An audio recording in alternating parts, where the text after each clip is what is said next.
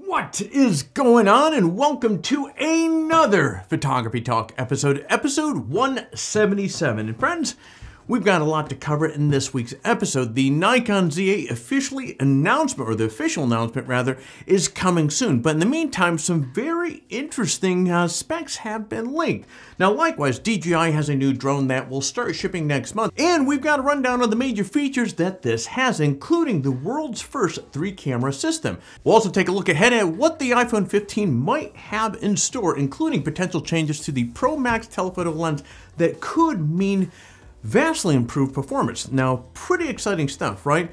But let's take a brief detour from the topic at hand and embark on a journey through the land of devotion and benevolence, where we shall pay homage to a dear friend of mine, the one, the only, the like button. Behold its unwavering loyalty to me and fellow content creators on YouTube, its content source of joy and motivation, urging us to continue producing excellent content. But alas, the noble button sacrifices its energy to give me recognition, and in order to replenish its vitality, it needs your love. So won't you please spare a moment and bestow upon it a gentle tap of affection. Your act of kindness will not only rejuvenate the button, but it'll also acknowledge my hard work, which, hey, a true win-win situation. And as a token of appreciation for your generosity towards the like button, I present you a portrait of a feline. As always, friends, thank you very much for your ongoing support. Now, let's get on to this week's headlines.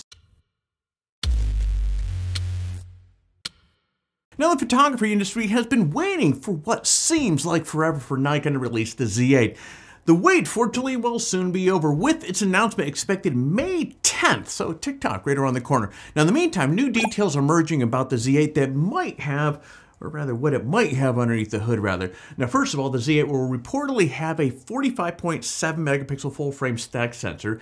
The level of resolution is slightly higher than the R5 or the Canon R5, which stands at 45 megapixels. Second, the Z8 will shoot 20 frames per second in RAW, but 120 frames per second when shooting JPEGs. Now, the caveat, though, is doing so will likely limit to 11 megapixel photos, as in the case with the Z9. Now, on the video front, the Z8 is rumored to be capable of 8K 60p. Now, there's really no speculation about the recording limits and overheating situation or what that will be like, though. So hopefully, Nikon has taken its time over the course of the last handful of years to make sure that that is ironed out beforehand.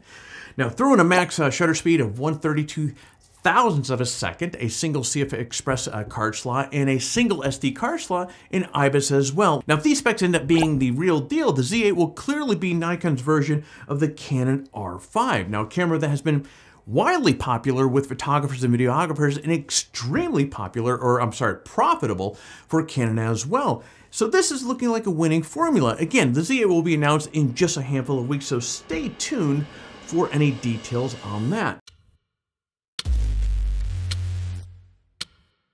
Now, just a couple weeks ago, we discussed DJI's new Inspire 3 drone. Well, here we are again, ready to talk about another DJI drone. Now, DJI just dropped the Mavic 3 Pro earlier this week, and it's an impressive upgrade to the Mavic 3 lineup. Now, the big news is the Mavic 3 Pro has 3 cameras. Now, the primary camera is a 20 megapixel micro four thirds Hasselblad, which is basically the standard camera in the Mavic 3. However, the Mavic 3 Pro also gets a 48 megapixel Type 1 CMOS camera paired with a 70mm equivalent lens, as well as a 12 megapixel half-inch sensor paired with a 166mm equivalent lens.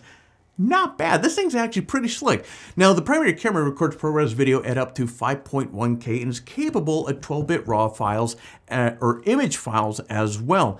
Now, you can record 4K video up to 120p. Now, the medium telephoto lens is capable of 4K 60p video up to 48 megapixel photos. It has a 3x optical zoom, which DJI says is ideal for recording hyperlapse mode. Now, the upgraded 166mm telephoto lens offers 4K 60p and 12 megapixel still images with a f3.4 aperture. Now, this lens is really capable of getting improved results in low light. It also has an impressive 28x digital zoom that will get you up and close and personal with all the subjects below. Now, there are a ton of other impressive features as well. So you're getting a 1 terabyte of built-in SSD storage, Apple ProRes support, 10-bit D-Log M color mode that supports up to 1 billion colors, omnidirectional obstacle sensing, 1080p, 60p live feed up to 9.3 miles away, and you get up to 43 minutes worth of flight time.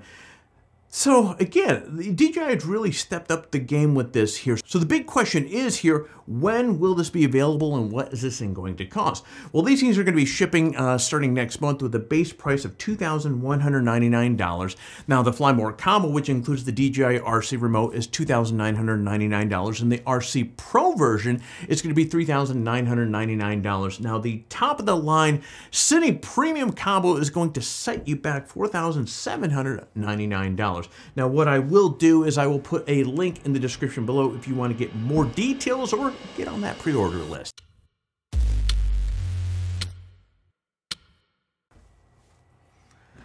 Now the iPhone 15 won't be officially announced until September, which is pretty much when Apple does it most of the time anyway. But that hasn't stopped rumor mill from churning about how the new model will improve upon the iPhone 14. Now, one of the major differences or changes is that the iPhone 15 will have a USB-C port rather than the Lightning port. Now, the change is, if you recall from, I think we covered this last year, in response to the European Union directive that Apple make a model that has a USB-C or USB-C in it. However, that doesn't take place or need to happen until 2024. So there's a little chance that the iPhone 15 will be the last model to have the Lightning port in there. Personally, I'm hoping for the USB-C. Just makes it a little bit more uniform with the rest of the toys that we have from Apple. But anyways, other rumors indicate that there will be 4 iPhone 15 models. You have the 6.1-inch iPhone 15, a 6.7-inch iPhone 15 Plus, you have the 6.1-inch iPhone 15 Pro, and a 6.7-inch iPhone 15 Pro Max. Now, some rumors suggest that the Pro Max will be replaced with the Ultra model, which it seems more likely that this will happen in the iPhone 16 in 2025 instead. Now, Apple debuted the Dynamic Island with the iPhone 14, but that was only in its 2 higher-end models. It is suspected that all 4 iPhone 15 models will have this feature, but Apple no doubt will have some additional tricks up its sleeves, but since they do a horrible job keeping it secret, I'm sure we're going to have more details about the iPhone 15 or more rumors as we head into the summer months, so stay tuned on all of that. And friends, that is it for the news this week. As usual, let's close off the week with a quick tour or a quick rundown of our current giveaway. We have 3 excellent prizes up for the grab. We have the Vanguard Veo Adapter R48GY, we have the Desk Lab Portable Monitor, and of course, the $100 Amazon gift card. As always, entering the giveaway is really simple. Step 1, well, you gotta like this video and subscribe to the channel. Step 2, leave a comment below. In fact, the more of our videos that you watch and leave a comment on, the more chances that you have to win. So by all means, get watching some of our other videos and leave some comments. Step 3, register on PhotographyTalk and introduce yourself in the forum. Now, if you happen to register on the site during one of the last giveaways,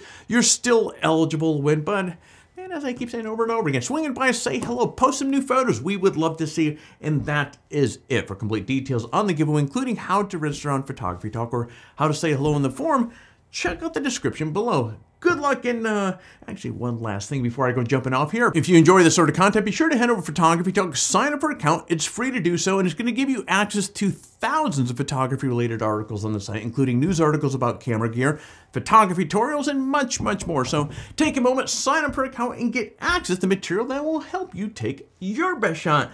And friends, that is officially all I have here for you today. But as always, I'm humbled. I am so grateful that you've taken time out of your schedule. There's a lot of things that could be grabbing your attention on YouTube, and I really appreciate you tuning in because it really does help the channel out. But that said, before we go jumping off here, I'm going to ask you to do all the YouTube stuff. So please consider the like, subscribe, and hit the notification bell so therefore you don't miss a single episode with us. My nose is itching here.